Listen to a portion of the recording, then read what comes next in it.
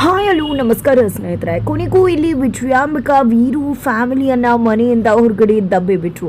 ಹಾಗಿದ್ರೆ ಏನಾಯಿತು, ಏನು ಕಥೆ, ಇದು ಎಲ್ಲವನ್ನ ಕೂಡ ತಿಳ್ಕೋಬೇಕು ಅಂದರೆ ಈಗಲೇ ನಮ್ಮ ಈ ಚಾನಲ್ನ ಸಬ್ಸ್ಕ್ರೈಬ್ ಮಾಡಿ, ಹಾಗೆ ಒಂದು ವಿಡಿಯೋವನ್ನು ಪೂರ್ತಿಯಾಗಿ ನೋಡೋದನ್ನು ಯಾವುದೇ ಕಾರಣಕ್ಕೂ ಕೂಡ ಮರಿಬೇಡಿ. ಇಷ್ಟು ದಿನ ವಿಜಯಾಂಬಿಕಾ ಆಡಿದಂಥ ಆಟ ಇವತ್ತು ನಿಜಕ್ಕೂ ಎಲ್ಲರೂ ಮುಂದೆ ಪಟ್ಟ ಬಯಲಾಗಿದೆ. ವೀರು ಅವರಿಗೆ ಅಕ್ಕನ ನಾಟಕ ಏನು ಅನ್ನೋದು ಗೊತ್ತಾಗಿದೆ. ತನ್ನ ಬದುಕನ್ನು ಸರ್ವನಾಶ ಮಾಡಿದ್ದೆ ವಿಜಯಾಂಬಿಕಾ ಅನ್ನೋ ಸತ್ಯ ತಿಳಿದಂಥ ವೀರು ಒಬ್ಬರು ಕುಸಿದು ಹೋಗಿದ್ದಾರೆ. ಡಾಕ್ಟರ್ ಹೇಳಿದಂತ ಮಾತುಗಳನ್ನ ಪದೇ ಪದೇ ನೆನಪು ಮಾಡ್ಕೋತಿದ್ದಾರೆ. ನಿಮ್ಮ ಅಕ್ಕನೇ ಬಂದು ನನಗೆ ಸುಳ್ಳು ಹೇಳಿಸಿದ್ದು, ನಿಜವಾಗ್ಲೂ ಶ್ರಾವಣಿ ನಿಮ್ಮ ಮಗಳು, ನೀವು ಜನ್ಮ ಕೊಟ್ಟ ಮಗಳು ಅಂತ ಹೇಳಿದ್ದು. ಜೊತೆಗೆ ಅಲ್ಲಿ ಶ್ರಾವಣಿ ಅಪ್ಪ ಅಪ್ಪ ಅಂತ ಪ್ರತಿ ಬಾರಿ ಬಂದಾಗ ನೀನು ಅನಿಷ್ಟ ನನ್ನ ಸರ್ವನಾಶ ಆಗೋದು ಅಂತ ಹೇಳಿ ಪದೇ ಪದೇ ಬೈತದ ಮಾತುಗಳು ನೆನಪಾಗ್ತದೆ. ಶ್ರಾವಣಿ ಪ್ಲೀಸ್ ಅಪ್ಪ, ದಯವಿಟ್ಟು ಯಾಕೆ ರೀತಿ ಮಾತಾಡ್ತೀರಾ, ನಾನು ನಿಮ್ಮ ಮಗಳು ಅಂತ ಹೇಳಿದ್ದು ಕೊನೆ ಬಾರಿ ಸರಿ ಆಯಿತು ಬಿಡಿ, ನೀವು ನನ್ನ ಮಗಳು ಅಲ್ಲ ಅಂತಿದ್ರ ಸರಿ, ನೀವು ನನ್ನ ಅಪ್ಪನೇ ಅಲ್ಲ ಅಲ್ವಾ ಅಂತ ಸರ್ ಅಂತ ಕರ್ತಿದ್ದು. ಪ್ರತಿಯೊಂದನ್ನು ಕೂಡ ಇಲ್ಲಿ ವೀರೊಬ್ರು ನೆನಪು ಮಾಡಿಕೊಂಡು ಕುಸಿದು ಹೋಗ್ತಿದ್ದಾರೆ. ನನ್ನ ಅಕ್ಕನೇ ನನ್ನ ಬೆನ್ನಿಗೆ ಚೂರಿ ಹಾಕ್ತಾಳೆ ಅಂದ್ಕೊಂಡಿರಲಿಲ್ಲ, ನನ್ನ ಪ್ರಾಣ ಸ್ನೇಹಿತನ ಮಾತನ್ನು ನಂಬಲಿಲ್ಲ, ನನ್ನ ಪ್ರೀತಿಯನ್ನು ನಂಬಲಿಲ್ಲ. ನನ್ನ ಮಗಳು ಇಷ್ಟು ವರ್ಷ ನನ್ನ ಜೊತೆಯಲ್ಲಿದ್ದರೂ ಕೂಡ ಅವಳಿಗೆ ಅಪ್ಪ ಅನ್ನೋ ಪ್ರೀತಿ ಕೊಡದೆ ಒಂದು ಅನಾಥೆಯಾಗಿ ಬೆಳೆಸ್ಬಿಟ್ಟೆ, ಎಂಥ ಪಾಪಿ ನಾನು ಅಂತ ಹೇಳಿ ವೀರು ಅವರು ಕಣ್ಣೀರು ಹಾಕ್ತಿರ್ತಾರೆ. ನನ್ನ ಅಕ್ಕ ವಿಜಯಾಂಬಿಕಾ ದೇವತೆ ಅಂತ ಅಂದ್ಕೊಂಡೆ, ಆದರೆ ಅವಳು ನನ್ನ ಬದುಕನ್ನೇ ಬಲಿ ಕೊಟ್ಬಿಟ್ಲು ಅಂತ ಹೇಳಿ ತುಂಬ ಹರ್ಟ್ ಮಾಡ್ಕೋತಿದ್ದಾರೆ. ಈ ಕಡೆ ಪದ್ದು ಮತ್ತು ಸುಬ್ಬು ಸಮಾಧಾನ ಮಾಡ್ತಿದ್ರೆ, ಇಲ್ಲಿ ಪೃಥ್ವಿ ನೀನು ಅವತ್ತೇ ಯಾಕೆ ನನಗೆ ಸಿಗಬಾರ್ದತ್ತು ಅಂತ ಹೇಳಿ ವೀರು ಅವರು ಪೃಥ್ವಿಯನ್ನು ಪ್ರಶ್ನೆ ಮಾಡ್ತಾರೆ. ಅದಕ್ಕೆ ಪೃಥ್ವಿ ಅವರು ನನ್ನನ್ನು ಎಲ್ಲಿ ಬಿಟ್ಟಿದ್ದು, ಕತ್ತಲ ಕೋಣೆಯಲ್ಲಿ ಕೂಡ ಹಾಕಿದ್ಲು ಅಂತ ಹೇಳಿ ಹೇಳ್ತಾರೆ. ಜೊತೆಗೆ ನಿನಗೆ ಹತ್ರ ಹೇಗೆ ಕ್ಷಮೆ ಕೇಳಬೇಕು ಅಂತ ಗೊತ್ತಾಗ್ತಿಲ್ಲ ಅಂತ ಹೇಳಿ ಕಾಲು ಹಿಡ್ಕೊಂಡು ಕ್ಷಮೆ ಕೇಳೋದಕ್ಕೆ ವೀರು ಅವರು ಮುಂದಾಗ್ತಾರೆ. ನೀನು ನನ್ನ ಹತ್ರ ಅಲ್ಲ ಕ್ಷಮೆ ಕೇಳಬೇಕಾಗಿರೋದು, ನಿನ್ನ ಮಗಳ ಹತ್ರ, ನಿನ್ನ ಮಗಳು ಶ್ರಾವಣಿ ಹತ್ರ ಕ್ಷಮೆ ಕೇಳಬೇಕು ಅಂತ ಹೇಳ್ತಾರೆ. ಯಾಕೆ ನನ್ನ ಕೈ ಈ ರೀತಿಯೆಲ್ಲ ಮಾಡಿದ್ಲು ಅಂತ ಹೇಳಿದಾಗ, ನಿನಗೆ ನಮ್ಮ ಇನ್ನೊಬ್ಬ ಫ್ರೆಂಡ್ ಕೂಡ ಗೊತ್ತದೆ ಅಲ್ವಾ, ಅಪೋಸಿಷನ್ ಪಾರ್ಟಿಯಲ್ಲಿ ಇರೋನು, ಅವನಿಗೆ ಕಾಲ್ ಮಾಡು ನಿನಗೆ ಗೊತ್ತಾಗುತ್ತೆ ಅಂದಾಗ ಅವ್ರಿಗೆ ಕಾಲ್ ಮಾಡ್ತಾರೆ. ಏನಪ್ಪ ಇವತ್ತು ಕಾಲ್ ಮಾಡಿಬಿಟ್ಟಿದ್ಯಾ, ಇಷ್ಟು ವರ್ಷಗಳಾದಮೇಲೆ ನಾನು ಅಂದ್ಕೊಂಡೆ ಒಂದಲ್ಲ ಒಂದಿನ ನೀನು ಕಾಲ್ ಮಾಡ್ತೀಯ ಅಂತ, ಕೊನೆಗೂ ಕಾಲ್ ಮಾಡಿದ್ಯಲ್ಲ ಅಂತ ಹೇಳ್ತಾರೆ. ನೀನು ಯಾಕೆ ಅವತ್ತು ಹೋದೆ ನಮ್ಮೆಲ್ಲರನ್ನ ಕೂಡ ಬಿಟ್ಟು ಅಂದಾಗ, ನಿಜ ಹೇಳಬೇಕು ಅಂದರೆ ನಿನ್ನ ಬಗ್ಗೆ ನನ್ನ ಹತ್ರ ವಿಜಯಾಂಬಿಕಾ ತಪ್ಪಾಗಿ ಹೇಳಿದ್ಲು, ಚಾಡಿ ಹೇಳಿದ್ಲು, ಅದನ್ನೆಲ್ಲನೂ ಕೂಡ ನಾನು ನಂಬ್ಕೊಂಡೆ, ಬಿಸಿ ರಕ್ತ ಹೇಳಿದ ಮಾತನ್ನು ನಂಬಿ ದ್ವೇಷ ಬೆಳೆಸ್ಕೊಂಡೆ. ಹಾಗಾಗಿ ನಿಮ್ಮ ಒಂದು ಪಾರ್ಟಿ ಬಿಟ್ಟು ಬೇರೆ ಪಾರ್ಟಿಗೂ ಕೂಡ ಹೋದೆ. ಆದರೆ ನಂತರ ಗೊತ್ತಾಯಿತು ವಿಜಯಾಂಬಿಕಾ ತನ್ನ ಲಾಭಕ್ಕೋಸ್ಕರ ಇಷ್ಟೆಲ್ಲ ಮಾಡಿದ್ದು ಅಂತ. ಆದರೆ ನನಗೇನು ಮಾಡೋಕ್ಕಾಗದಿರೋ ಪರಿಸ್ಥಿತಿಯಲ್ಲಿದೆ. ಕೊನೆಗೂ ನಿನಗೆ ಈಗ ಗೊತ್ತಾಗಿ ಸತ್ಯ ತಿಳ್ಕೊಳ್ಳೋದಕ್ಕೆ ಬಂದೆ ಅಲ್ವಾ, ತಿಳ್ಕೊ. ಖಂಡಿತ ನಿನ್ನ ಅಕ್ಕ ವಿಜಯಾಂಬಿಕಾನ ನಂಬಬೇಡ, ಅವಳ ಜೊತೆಯಲ್ಲಿದ್ದಷ್ಟು ನಿನಗೆ ಅಪಾಯನೇ ಅಂತ ಹೇಳಿ ಹೇಳ್ತಾರೆ. ನಂತರ ಇವತ್ತಿಗೂ ಕೂಡ ನಾನು ನಿನಗೆ ಉಳಿತಾನೆ ಬಯಸ್ತೀನಿ ಅಂತ ಕೂಡ ತಿಳಿಸ್ತಾರೆ. ತದನಂತರ ಇಲ್ಲಿ ವೀರು ಅವರು ಹೇಗಾದರೂ ಮಾಡಿ ಅಕ್ಕನಿಗೆ ಬುದ್ಧಿ ಕಲಿಸ್ಬೇಕು ಅಂತ ಯೋಚನೆ ಮಾಡ್ತಾರೆ. ಮೊದಲು ಅಕ್ಕನನ್ನು ಹೋಗಿ ನೇರವಾಗಿ ಪ್ರಶ್ನೆ ಮಾಡಬೇಕು ಅಂತ ಕೂಡ ತೀರ್ಮಾನ ಮಾಡ್ಕೋತಾರೆ. ಇತ್ತ ಕಡೆ ಶ್ರಾವಣಿ ಹೊರಗಡೆ ಹೋಗಿ ಕೆಲಸ ಮಾಡಬೇಕು ಅಂತ ಯೋಚನೆ ಮಾಡಿದ್ದಾರೆ. ಅದೇ ಕಾರಣಕ್ಕೆ ಎಲ್ಲೆಲ್ಲಿ ಕೆಲಸ ಸಿಗುತ್ತೆ ಅನ್ನೋದನ್ನು ಪೇಪರ್ ನೋಡಿ ಬರ್ಕೋತಿದ್ದಾರೆ. ಅಲ್ಲಿಗೆ ಕಾಂತವ್ರು ಬಂದಿದೆ, ಏನು ಮಾಡ್ತಿದ್ಯಾ ಶ್ರಾವಣಿ ನೀನು ಅಂದಾಗ, ಕೆಲಸ ಹುಡುಕ್ತಿದ್ದೀನಿ ಅಂದಾಗ, ಏನು ಕೆಲಸ ಹುಡುಕ್ತಿದ್ಯಾ, ಯಾಕೆ ಏನು ಅಂದಾಗ, ಕೆಲಸ ಯಾಕೆ ಹುಡುಕ್ತಾರೆ, ಕೆಲಸಕ್ಕೆ ಹೋಗೋಗ್ತಾನೆ ಹುಡುಕ್ತಾರೆ ಅಂದಾಗ, ಅಯ್ಯೋ ನೀನು ಎಂಥ ದಡ್ಡಿ, ನಿನಗೆ ಕೋಟಿ ಕೋಟಿ ಆಸ್ತಿ ಇದೆ, ಕೋಟಿ ಕೋಟಿ ಆಸ್ತಿ ಇಟ್ಕೊಂಡು ಪೈಸೆಗೆ ಊರೆಲ್ಲ ಅಲಿತೀನಿ ಅಂತಿದ್ಯಲ್ಲ, ನಿನ್ನಂಥವಳನ್ನ ಏನು ಹೇಳಬೇಕು, ದಡ್ಡಿ ಅಂತ ತಾನೇ ಹೇಳಬೇಕು, ದುಷ್ಟಾನ ಮುಂದೆ ಇಟ್ಕೊಂಡು ಮೊಸರನ್ನ ಹುಡುಕ್ತಾ ಇದೆಯಲ್ಲ ನೀನು ಅಂತ ಹೇಳಿದಾಗ, ಹೌದು ನಿಜವಾಗ್ಲೂ ಆಸ್ತಿ ಏನು ಅಂತ ಗೊತ್ತಾ, ದುಡ್ಡಿರೋದು ಆಸ್ತಿ ಅಲ್ಲ, ಜವಾಬ್ದಾರಿಯುತವಾಗಿ ಕೆಲಸ ಮಾಡೋದು ನಿಜವಾದ ಆಸ್ತಿ. ಇಲ್ಲಿ ನನ್ನ ಗಂಡ ಸುಬ್ಬು ಕಷ್ಟಪಟ್ಟು ಜವಾಬ್ದಾರಿಯಿಂದ ಕೆಲಸ ಮಾಡ್ತಿದ್ದಾನೆ, ಅವನಿಗೆ ಸಹಾಯ ಮಾಡಬೇಕು ಅಂದ್ಕೊಂಡಿದ್ದೀನಿ.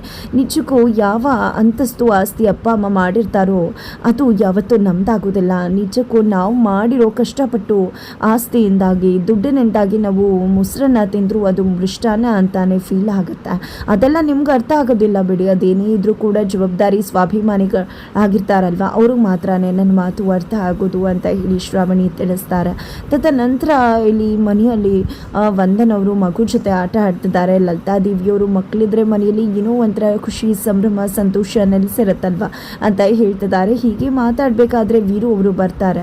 ವೀರು ಅವ್ರು ಬಂದದ್ದೇ ಅಕ್ಕ ಎಲ್ಲಿ ಅಂತ ವಂದನಾನ ಕೇಳಿದಾಗ, ರೂಮಲ್ಲಿ ಇರ್ಬೋದು ಬಾವ, ಕರಿಬೇಕಾ, ಕರಿತೀನಿ ರೀ ಅಂದಾಗ, ಪರವಾಗಿಲ್ಲ ನಾನೇ ಕರಿತೀನಿ ಅಂತ ಹೇಳಿ ಅಕ್ಕ ಅಂತ ಹೇಳಿ ವೀರು ಅವರು ಕರೀತಿದ್ದಾಗೆ ವಿಜಯಾಂಬಿಕಾ ಕೆಳಗಡೆ ಹಿಡಿದು ಬರ್ತಾರೆ. ಅಕ್ಕ ನಿನ್ನ ಹತ್ರ ಸ್ವಲ್ಪ ಮಾತಾಡಬೇಕಿತ್ತು ಅಂದಾಗ ಎಲ್ಲಿ ಹೋಗಿದ್ದೆ ವೀರು, ಏನು ವಿಷಯ ಹೇಳು ಅಂತ ಹೇಳಿ ವಿಜಯಾಂಬಿಕಾ ಕೇಳ್ತಾರೆ. ಅದು ಇಂಪಾರ್ಟೆಂಟ್ ಕೆಲಸಕ್ಕೆ ಹೋಗಿದೆ ಅಕ್ಕ, ಅದು ಸಂಪೂರ್ಣವಾಗಿ ಮುಗ್ದಿದೆ. ಜೊತೆಗೆ ಯಾರೋ ಒಬ್ಬರು ನಮ್ಮ ಮನೆಗೆ ಗೆಸ್ಟ್ ಬಂದಿದ್ದಾರೆ, ಇವತ್ತು ಅವರನ್ನು ನಾವು ತುಂಬ ಚೆನ್ನಾಗಿ ಆಧರಿಸಬೇಕು ಅಂತ ಹೇಳ್ತಾರೆ. ಯಾರದು, ನಮ್ಮ ಪಾರ್ಟಿಯವರ ಅಥವಾ ಅಪೋಸಿಷನ್ ಪಾರ್ಟಿಯವರ ವೀರು ಅಂತ ವಿಜಯಾಂಬಿಕಾ ಕೇಳ್ತಿದ್ದಾಗನೇ ಕರ್ಕೊಂಡು ಬನ್ನಿ ಅಂತ ಹೇಳಿದ ತಕ್ಷಣ ಸುಬ್ಬು ಮತ್ತು ಪದ್ದು ಬರ್ತಾರೆ.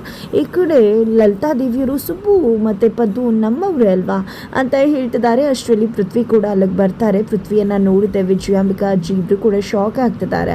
ಅದ ಕಡೆ ಪೃಥ್ವಿ ಅಜ್ಜಿಯ ಕಾಲಿಗೆ ಹೋಗಿ ನಮಸ್ಕಾರವನ್ನು ಮಾಡಿ ಆಶೀರ್ವಾದವನ್ನು ತಗೋತಾರೆ. ನಂತರ ಪೃಥ್ವಿ ಬಂದು ವಿಜಯಾಂಬಿಕಾ ಮುಂದೆ ನಿಲ್ತಾರೆ. ಅಕ್ಕ ಇವ್ರು ಯಾರು ಅಂತ ಗೊತ್ತಿದ್ಯಾ ಅಂದಾಗ, ಇವನು ಪೃಥ್ವಿ ಅಲ್ವಾ, ನೀನು ಮೋಸ ಮಾಡಿದವನು, ಇವನನ್ನು ಯಾಕೆ ಕರ್ಕೊಂಡು ಬಂದಿದ್ಯಾ ವೀರು ಅಂತ ಹೇಳ್ತಿದ್ರ. ಹೌದಲ್ವಕ್ಕ, ಇವನು ನನಗೆ ಮೋಸ ಮಾಡಿದವನಲ್ವಾ, ನೀನೇನು ಮಾಡಿದೆ ಅನ್ನೋದನ್ನು ಸ್ವಲ್ಪ ಹೇಳ್ತೀಯಾ ಅಂತ ಹೇಳಿ ಕೇಳ್ತಿದ್ದಾರೆ. ಜೊತೆಗೆ ಅತ್ತೆ ನೀವೊಂದು ಮಾತು ಕೇಳಿದ್ರಲ್ವಾ, ಇಷ್ಟು ದಿನಗಳ ಕಾಲ ಎಲ್ಲಿ ಇದ್ದ ಸುಬ್ಬು ಅಂತ ಪೃಥ್ವಿ ಅಂತ, ಅದಕ್ಕೆ ಉತ್ತರನ ಅಕ್ಕ ಕೊಡ್ತಾರೆ. ಕೊಡು ಅಕ್ಕ ಅಂತ ಹೇಳಿದಾಗ ಇಲ್ಲಿ ವಿಜಯಾಂಬಿಕಾಗೆ ಅನಿಸ್ಬಿಡುತ್ತೆ, ಇವನಿಗೆ ಎಲ್ಲ ವಿಷಯನ ಪೃಥ್ವಿ ಹೇಳ್ಬಿಟ್ಟಿದ್ದಾನೆ, ಏನು ಮಾಡಲಿ ಅಂತ. ಅದೇ ಕಾರಣಕ್ಕೆ ಏನೋ ಹೇಳೋಕೆ ಅಂತ ಹೋಗ್ತಿದ್ದಾಗೆ ಕೆನ್ನೆಗೆ ರಪ್ಪ ಅಂತ ಹೇಳಿ ವೀರು ಅವರು ಕಪಾಳ ಮೋಕ್ಷವನ್ನು ಮಾಡೇ ಬಿಡ್ತಾರೆ. ಹೇಳುವಕ್ಕ ಅಂತ ಹೇಳಿ ಮತ್ತಿನ್ನೆರಡೆ ಏಟನ್ನು ಹಾಕ್ತಿದ್ದಾಗೆ ವಿಜಯಾಂಬಿಕಾ ತತ್ತರಿಸಿ ಹೋಗ್ತಾರೆ. ಹೇಳು, ಏನು ಮಾಡಿದೆ ನೀನು, ನನ್ನ ಬದುಕನ್ನೇ ಸರ್ವನಾಶ ಮಾಡಿಬಿಟ್ಟೆ. ಇಷ್ಟು ದಿನಗಳ ಕಾಲ ನನ್ನ ಮಗಳು ನಾನು ಬೆಳೆಸಿದ್ರು ಕೂಡ ಆಕೆಯನ್ನು ಸ್ವಂತ ಮಗಳಾಗಿ ಬೆಳೆಸಲಿಲ್ಲ, ಸಾಕು ತಂದೆಯಾಗಿ ಬೆಳೆಸ್ದೆ. ಇದಕ್ಕೆಲ್ಲ ಕಾರಣನೇ ನೀನಲ್ವಾ, ನನಗೇನು ಮಾಡಿದ್ದೆ ಅಂತ ಹೇಳಿ ನನ್ನ ಬದುಕನ್ನೇ ನಾಶ ಮಾಡಿಬಿಟ್ಟೆ ನೀನು. ನಿನ್ನಂಥವನ್ನ ನಾನು ದೇವತೆ ಅಂತ ಅಂದ್ಕೊಂಡು ನನ್ನ ಬದುಕಲ್ಲಿ ನಿನಗೆ ಎಷ್ಟು ರೆಸ್ಪೆಕ್ಟ್ ಕೊಟ್ಟಿದ್ದೆ.